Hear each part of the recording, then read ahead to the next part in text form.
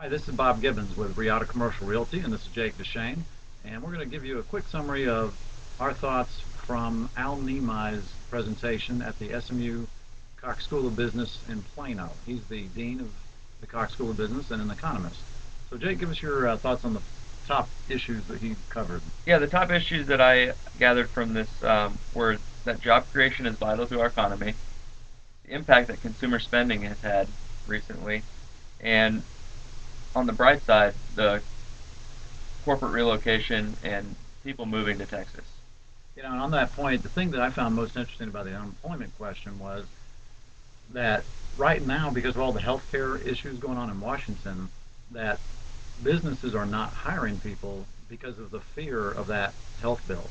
If they feel like they're suddenly going to have to, cover all their people that are not currently covered, they're not going to be able to afford that, and therefore they have to kind of pull back, and then the ones that they'd like to hire to grow their business, they can't because they're a fear of what it's going to cost. So that's kind of crippling the job market right now.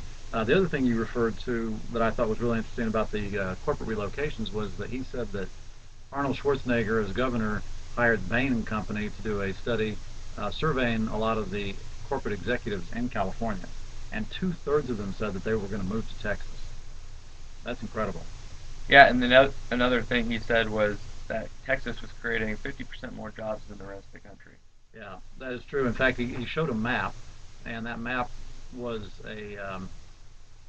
basically it colored all the states, and the states that were in red were the ones that were going to have 50% or better growth, 50% higher growth than the rest of the country.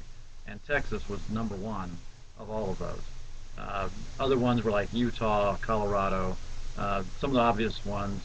Some of the ones that were in worse condition, of course, were the Northeast, the Midwest, like Michigan, and California in particular.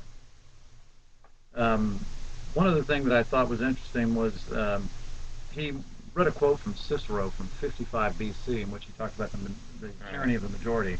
And the real problem with that was he said that the thing that brings down democracies is when the majority can legislate against the minority when the minority is paying the majority of the taxes.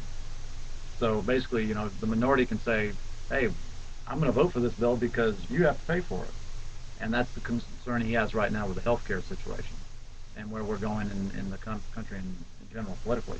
All right. Any other wrap-up ideas?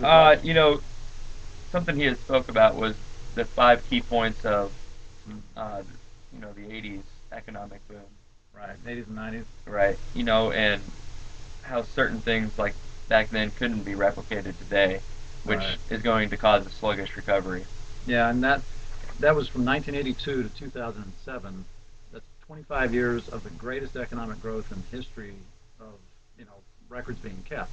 And the 5 things that Jake's referring to were the integration of computer technology into the economy, basically the microchip being created, swift growth in global markets, basically the globalization of the world economy, significant growth in the U.S. economy, basically thanks to growth in native populations and immigration, business-friendly economic policies, particularly tax cuts, and an explosion of debt in the economy in general. The use of debt that after World War II didn't really exist.